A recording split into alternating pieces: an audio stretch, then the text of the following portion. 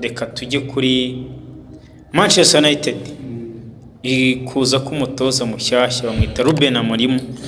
John nahoze muvugaho wenda baraza kubona ikiganiro nari ndi kuvuga ko mvuye mu Bwongereza nge n'uwo bita Epitase Bresso interview yanjye y'icyongereza iraza kubageraho vuba cyane.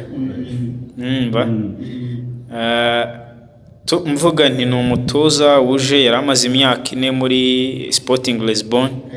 umutoza ukiri muto y'imyaka 39, yihaye ibikombe 2. Urumva umutoza ushobora gutwara ibikombe 2 mu myaka 4 muri shampiyona ya Portugal. Byari byo byose ni umutoza utari mubi, dore ko amakuru aturuka muri Portugal avuga ko yasanze Sporting Lisbon imaze imyaka myinshi idatwara igikombe, hejuru ya 10. Numva ko umutoza kandi ngo yashiye bura Sporting Lisbon iri habi, umva ni umutoza ufite ubushobozi bwo kuri ikipe ahantu habi akayishyira ku rwego rwiza. Nkunganezi Sporting gusa na za Braga yagiye anyuramo n'utundi dukipe duto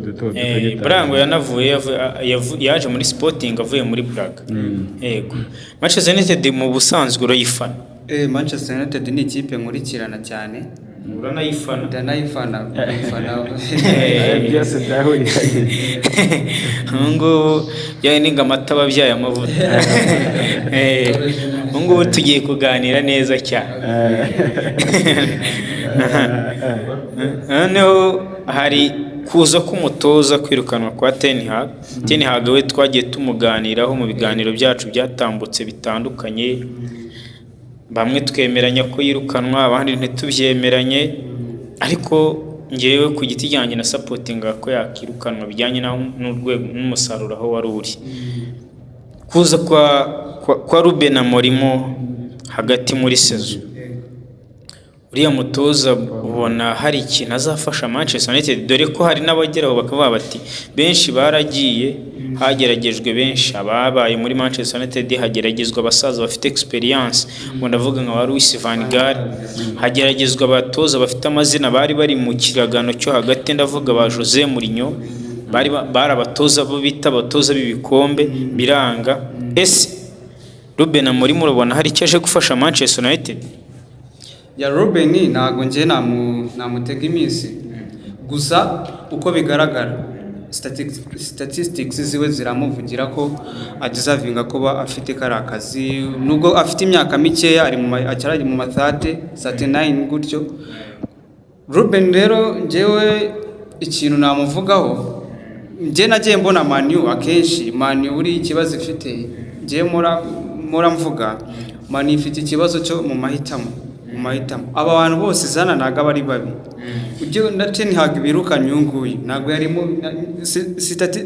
statistics ziwe za mbere yuko aza muri Manchester United nazo barazikobwaga gukobwa ati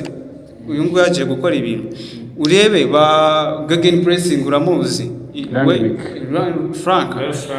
nawe yaraje bavuga ati no gegen ngo birabaye ngo pressing ngo Man ngo igiye kubigitangaza. Ugene n'imbere yewe n'abantu zabo bose bari abasaza bagiye bacamo ba Mourinho bandi. Urumva Man U ikintu ifitemo ngiye nk'umufana wabo mvuga, Man U ntago baramenya ngo turashaka iki. Mu by'ukuri barashaka final project zirangira nyine, kubera ga pressure k'umufana mwinshi. Man U ishaka ibintu bitabigarura kuri ya standard, kandi bira bintu birega nuza Ferguson isa Alex bira bintu yabyubatse imyaka n'ibindi. Ntago Ferguson yafashe ikipe muri za 40 ingahe ngahita gutwara igikombe mu masezerano abiri. Byamufashe iki arubaka bamuyikize. Ferguson arabikora dore n'ubu afite na standard muri hoti.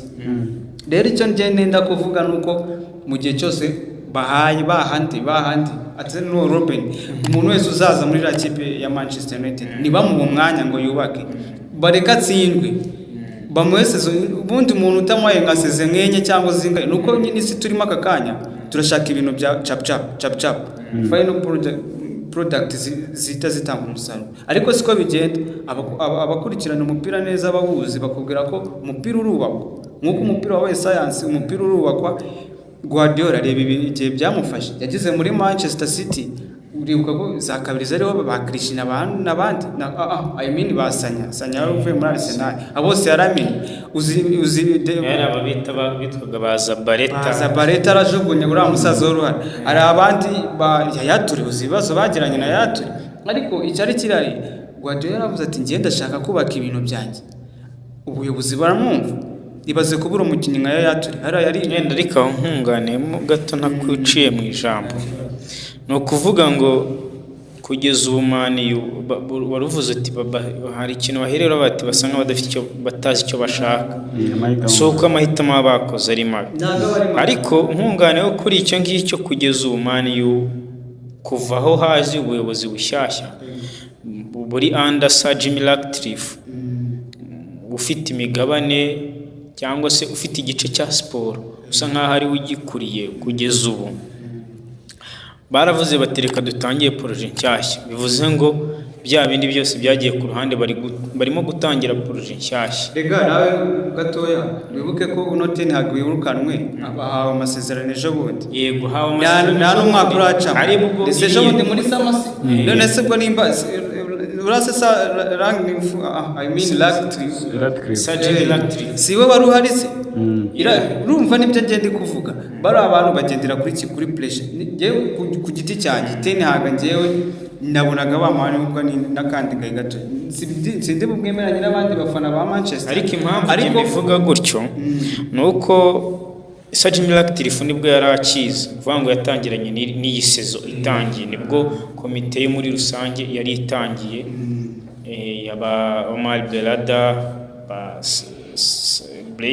Braceford ninde Dave Braceford uriya niwe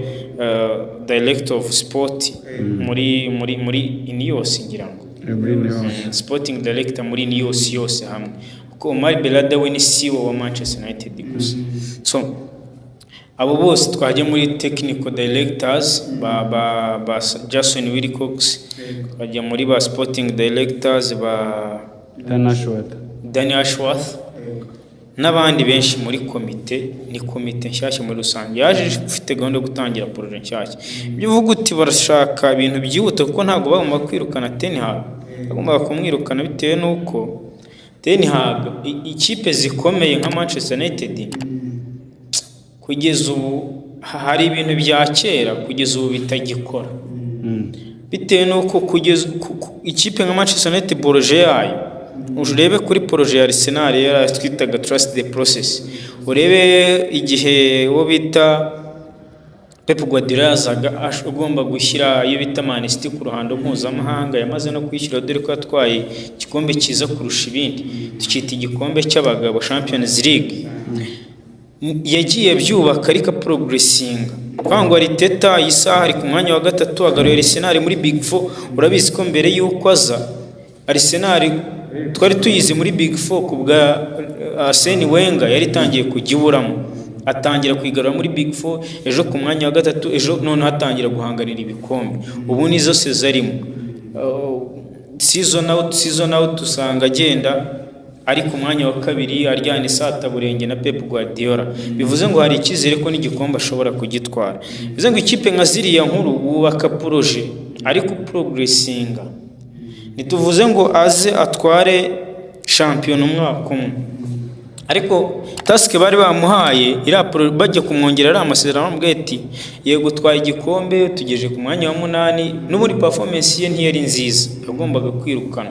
umwanya wa 8 bavuga ko Manchester United ari bwo mu mateka yagize amanota make reka rero mubwire Jesse sinkubeshye njyewe Ruben simuteze iminsi ariko mu gihe nta kindi gikozwe ngo bafate umushinga bawushyire hari njyewe ubwo nicyo kintu kinanira impungenge bari abantu babaye imyaka myinshi cyane mu mupira ariko kuba ubona umuntu uvuga ati ibi bintu biravaye birajyahe nyine ukabura ahantu ikipe iri kwerekeza ukavuga se ikipe iravaye irajyahe ese ko Ferguson agihari we wenda bamwifashisha sakongera nubwo ataza kuri touchline ariko agafata umwanya muri dressing room ukabona ntago bikunda nyine ntago bijyana n'igi none ngiye icyo mvuga mu gihe ikipe itarashyiraho imenya ati twe turashaka gukina gute twe tuzimanire gukina imipira ya game ya counter attack ni papa ni bare eshatu enye bakaba kwinjiranamo ntabwo tuzi manu ya possession ngo barahanahana rero njye namuvuga ati bafate yari manu y'abawinga waba uvuze iti nanari ku ruhande rumwe urundi ruri hashiriyani cyangwa se hariho ndetse bafite umwataka hariho Ronaldo hariho Ryan Giggs abantu nk'abo uribuka ko manu ntiyigeze ibaho itagira abataka byashoboka ariko se mbaye inyunganizi ariko nanababaza umupira muri iyi minsi uburyo uri kuyoborwa turi kubonamo yuko umusaruro kugira ngo ikipe igire umusaruro bitari kugerwamo n'umutoza gusa ahubwo iyo management n'abakinnyi wenda ni nabo bari principal nabo bagomba kubigiramo uruhare ariko turi kubona akaboko ka management aho bakubwira ati Guardiola ashobora gusohoka muri City ariko City iga successinga kwa nawe yajemo n'ubundi hari undi mutoza wari umaze gutwara Premier League Arsenal nuko aravuga ati ibintu Edu Gaspar amaze gukora nibyo bitumye byibura byorohereza umuntu yitwa uyu mugabo uri gutoza Arsenal Arteta byibura ko ari gusuccessinga muri iyi minsi United kubiri mu gicucu cy'ibyo Ferguson yakoze ntabwo byakomeza kuyaffectinga bikaba biri gushyira iki gitutu kuri aba batoza ariko none nicyo biriya bintu byo kuba hagiye aba effect zigera kuri ku mutoza ari wese waza muri Man U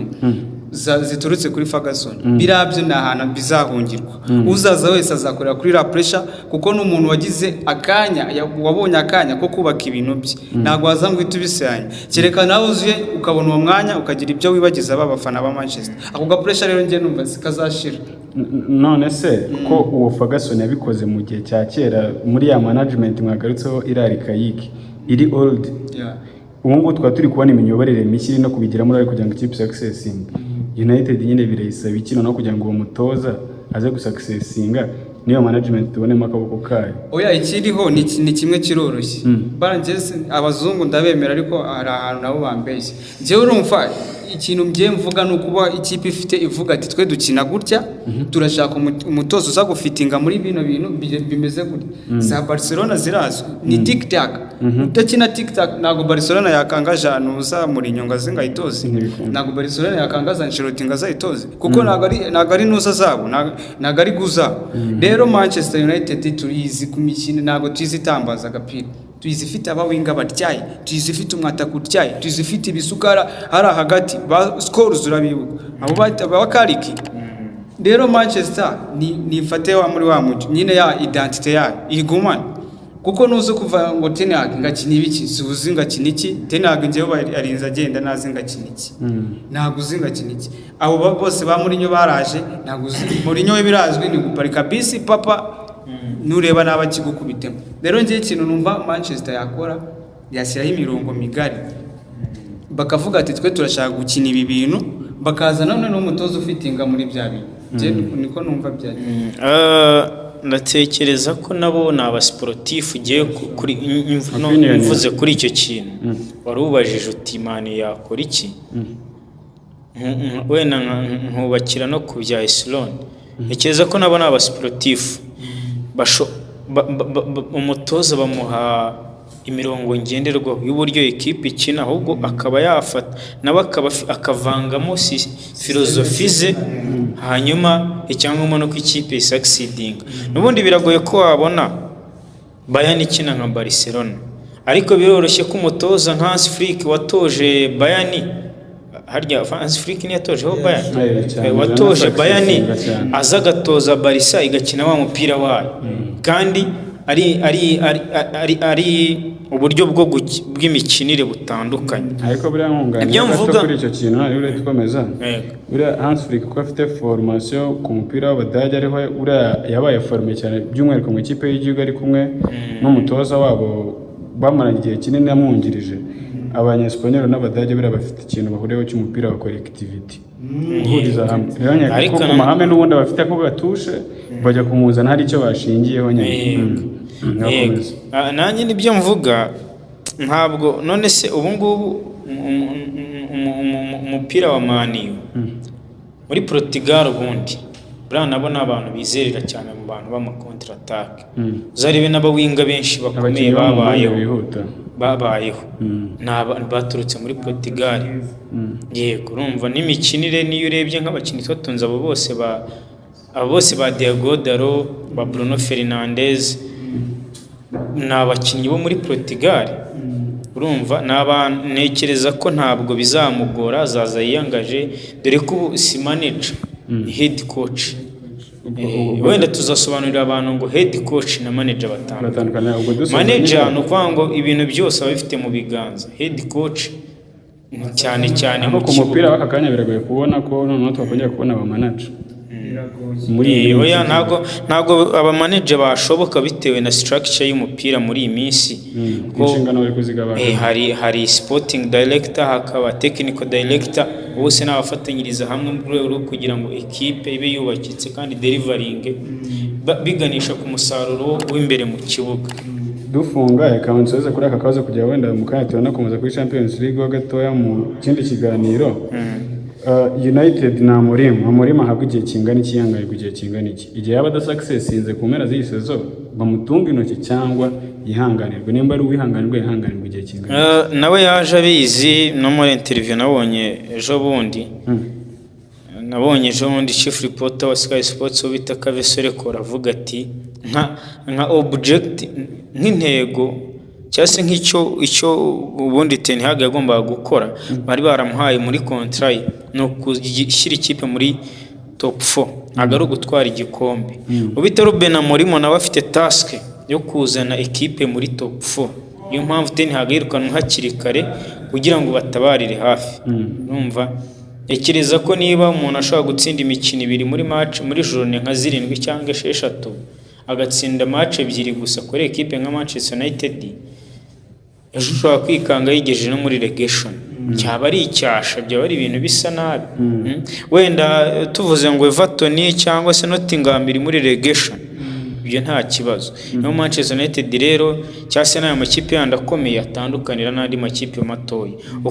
Uko situation yawe imeze kose, nubwo byaba ari ugutangira projet, byaba se bimeze gute, no excuse, ugomba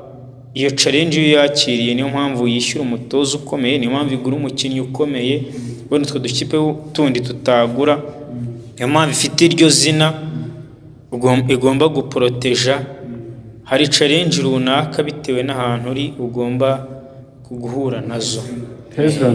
nta pressure ku gutwara igikombe kuri Amorim. Jewe ukuntu mbibona uriya Ruben bamuzanye ni umutozo ukomeye. Ibyo byose hari ikintu kimurimo. So rero nimba ari ikintu babonye kimurimo koko bamuha umwanya, kuko nago aje mu ikipe atigeze agurira abakinnyi, aje muri projet atigeze atangira. So njye ino sezo bayimuhe nyina akora ibyo akora ibishoboka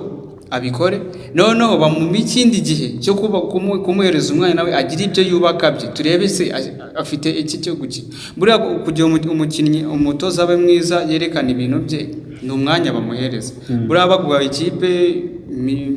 sezo bakagutega sezo imwe, akenshi nta kintu ukora. Iyo baguha umwanya ugategura ibintu byawe, akenshi nibwo berekana ikintu kikurimo. So rero ndabona Ruben bamuha umwanya, bamuha imyaka rwose nk'ingahe ategura ibintu bye, ariko bashyiremo n'akandi kantu bitabaye successful. Nje numva bamuha nk'imyaka nk'ibiri ya mbere, amasezi abiri ye yiteguriye yo ku giti cyiwe ayategure, none barebe umusaruro uvuyemo n'uwuhe. Kuko umuntu nimba aje agakora sezo ya mbere nk'ubu ngo bagiye sezo agiye gukora, ntabwo yigeze agura abakinnyi ntabwo ahita akamutega ngo imigombe bigende gutya. Iyi ngiyo tuyifate nk'aho tuyijemo n'akaruhu. Bizatungura abafana ba Manchester, byaba bibi cyangwa byiza. Ahubwo izindi ebyiri ariho bazicara bamubwira ati rero Ruben turabona nta kintu kirimo, cyangwa se turabona ufite ikindi kintu ugiye kutugezaho, bamuhereza amasezerano arenze. Reka closing ingingo twayivuze inshuro nyinshi,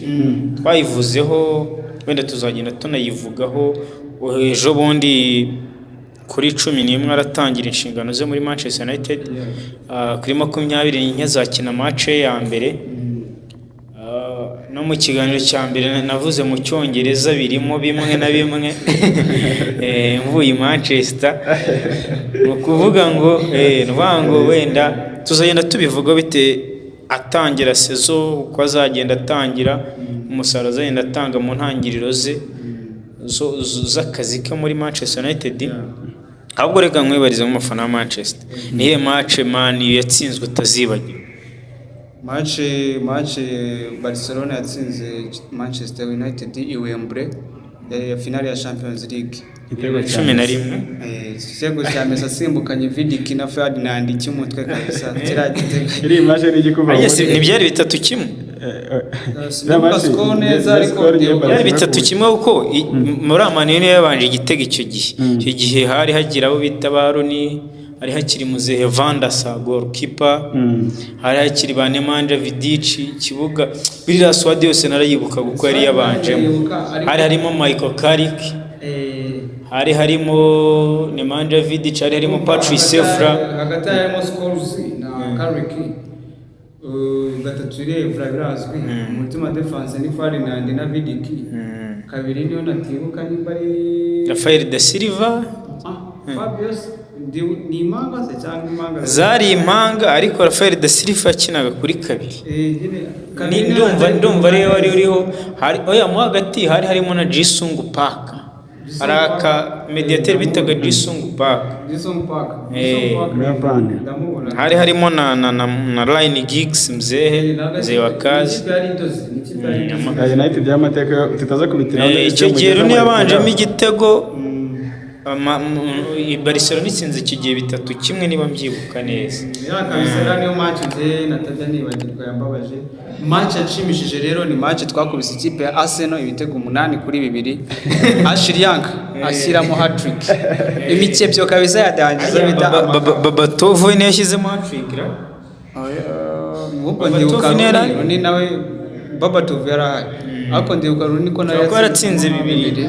no bita Daniel Beck yatsinze igitego icyo gihe ngira ngo ariko nje nibuka 3 byanoza bya Ashley Young nibyo byanshimishije nabaye bakinnyi nka 3 muri Manchester wakunze uwa mbere ni Cristiano birumvikana uwa kabiri waza Papakai Wayne Rooney gatatu buriya ngiye buriya na Ferdinand ngiye naramukunze iriya nuzaye iriya leadership ngiye nkunda umudefense kandi babonaga nindwanyi kabisa ni Lion kabisa ni Lion dusoze ndabizi ngo mugeze mu mateka muranirayo ngo dusoreze kuri akantu wita mutuganire neza bya hatari Reniero yagarutse twamuna muri defense ya Manchester United amurimo mwifashisha birashoboka dore ko yagarutse mu myitozo kugeza ubu kuri 11 harahita ajyamo international break bivuze ngo ntabazaba arimo gukina bibe byose fitness zaba yagarutse kuri 24 kuri match ya mbere na Ipswich Town fitness zaba yagarutse ntekereza ko ashobora kubanzamo dore ko hariho n'abavugira bati Lisandro Martinez na Reniero bashobora kuzaba ari bo abacentral back babanzamo kuri Amorimo bijyanye n'abanariza imikinire ye n'uburyo bw'abakinnyi prefari nje ndabona uriya mwana Reni Yolo urumva ni umwana bazanye kuri iriya myaka yawe kuba wakisanga mu ikipe nk'iri hari ikintu kiba kikurimo pe rero ndabona rero ni n'umupeti ku myaka ye mikeya yari umudefenseur titulaire muri Lille ese zishize rero ndabona ko agize ibyago wamuguze aragiye ariko i Burayi baba bakurikirana urura Ruben nawe yakurikiranaga amakuru so nta kibazo rero cya Reniero naza afite fitness ndabona uko yarinya batatu ndabona nta kibazo kirimo azaza kina na Delight ndetse na Lisandro akinane na Yoro bakinane bari batatu nta kibazo kirimo mu gihe cyose azaza ariponda neza agaragaza urwego nyine rwiza ndumva nta kibazo azakina nagena ntamubajije muri Espagne fani muri Espagne ni Real Madrid Los Blancos Musa, Dennis and Fred catch us live at Triple Sports Arena.